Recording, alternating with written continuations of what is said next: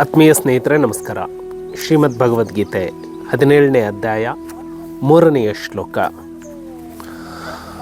ಸತ್ವಾನುರೂಪ ಸರ್ವಸ್ಯ ಶ್ರದ್ಧಾ ಭವತಿ ಭಾರತ, ಶ್ರದ್ಧಾಮಯೋಯಂ ಪುರುಷೋ ಯೋ ಯಚ್ಛದ್ದಃ ಸ ಏವ ಸಹ. ಅರ್ಜುನ ಕೇಳಿದಂತಹ ಪ್ರಶ್ನೆಗೆ ಶ್ರೀಕೃಷ್ಣ ಉತ್ತರವನ್ನು ಮುಂದುವರೆಸ್ತಾ ಈ ಶ್ಲೋಕದಲ್ಲಿ, ಎಲೈ ಅರ್ಜುನ, ಎಲ್ಲ ಮನುಷ್ಯರ ಶ್ರದ್ಧೆಯು ಅವರವರ ಅಂತಃಕರಣಕ್ಕೆ ಅನುರೂಪವಾಗಿ ಇರುತ್ತದೆ. ಈ ಪುರುಷನು ಶ್ರದ್ಧಾಮಯನಾಗಿದ್ದಾನೆ.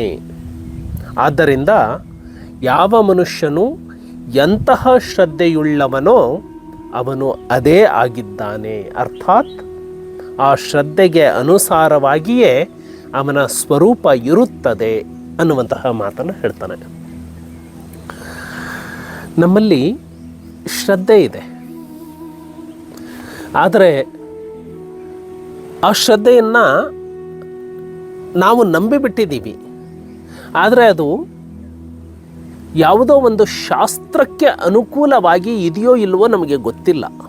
ಅದರ ಫಲ ಏನಾಗಬಹುದು? ಇದು ಅರ್ಜುನನ ಪ್ರಶ್ನೆಯಾಗಿತ್ತು.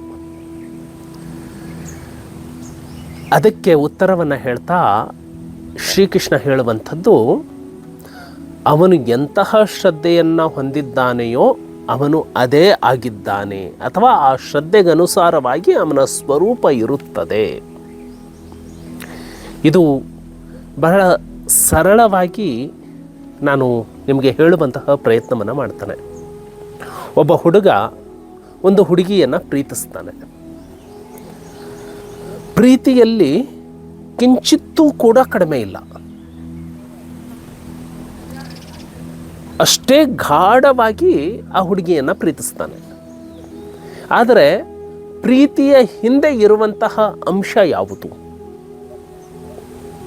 ಆ ಹುಡುಗ ಆಕೆಯ ಸೌಂದರ್ಯಕ್ಕೆ ಮನಸೋತು ಅಷ್ಟೇ ಶ್ರದ್ಧೆಯಿಂದ ಅವಳನ್ನು ಪ್ರೀತಿಸ್ತಾ ಇದ್ದಾನೆ. ಇನ್ನೊಬ್ಬ ಅಷ್ಟೇ ಗಾಢವಾಗಿ ಆ ಹುಡುಗಿಯ ಗುಣಕ್ಕೆ ಸೋತು ಆ ಹುಡುಗಿಯನ್ನು ಪ್ರೀತಿಸ್ತಾ ಇದ್ದಾನೆ. ಇನ್ನೊಬ್ಬ ಅಷ್ಟೇ ಗಾಢವಾಗಿ ಆ ಹುಡುಗಿಯನ್ನು ಪ್ರೀತಿಸ್ತಾ ಇದ್ದಾನೆ. ಆದರೆ ಆ ಪ್ರೀತಿಗೆ ಕಾರಣ ಏನು ಅಂದರೆ ಆ ಹುಡುಗಿಯ ಸಂಪತ್ತು. ಪ್ರೀತಿಸುವ ಗಾಢತೆಯನ್ನು ಈ ಮೂರೂ ಭಾಗಗಳಲ್ಲಿ ನೋಡಿದರೆ ಅದು ಸಮಾನವಾಗೇ ಇದೆ. ಗಾಢತೆಯಲ್ಲಿ ಯಾವುದೂ ಕಡಿಮೆ ಆಗಿಲ್ಲ, ಆದರೆ ವ್ಯತ್ಯಾಸ ಇದೆ ಅಲ್ವಾ?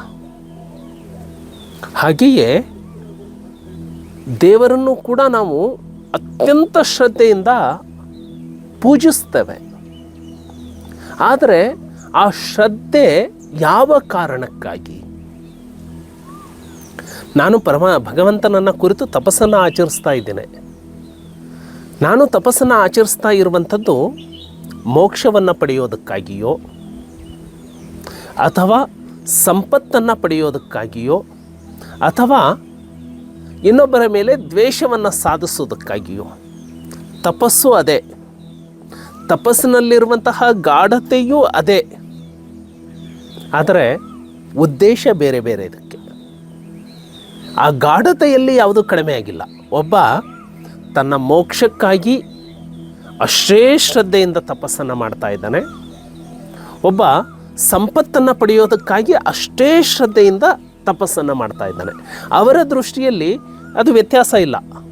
ಅವರ ದೃಷ್ಟಿಯಲ್ಲಿ ಅದು ಸರಿಯೇ. ನಾನು ಭಗವಂತನನ್ನು ಅಷ್ಟೇ ಭಕ್ತಿಯಿಂದ ಪೂಜಿಸ್ತಾ ಇದ್ದೇನೆ. ಕಾರಣ ಒಬ್ಬೊಬ್ಬರದ್ದು ಒಂದೊಂದು. ಹಾಗಾಗಿ ಶ್ರೀಕೃಷ್ಣ ಈ ಶ್ಲೋಕದಲ್ಲಿ ಅರ್ಜುನನಿಗೆ ಹೇಳುವಂಥದ್ದು, ಯಾವ ಮನುಷ್ಯ ಎಂತಹ ಶ್ರದ್ಧೆಯನ್ನು ಹೊಂದಿದ್ದಾನೆಯೋ ಆ ಶ್ರದ್ಧೆಗೆ ಅನುಸಾರವಾಗಿಯೇ ಅವನ ಸ್ವರೂಪ ಇರುತ್ತದೆ. ನಾಳೆ ಸ್ವಲ್ಪ ವಿವರವಾಗಿ ಮತ್ತಷ್ಟು ಚರ್ಚೆಯನ್ನು ಮಾಡೋಣ. ನಮಸ್ಕಾರ.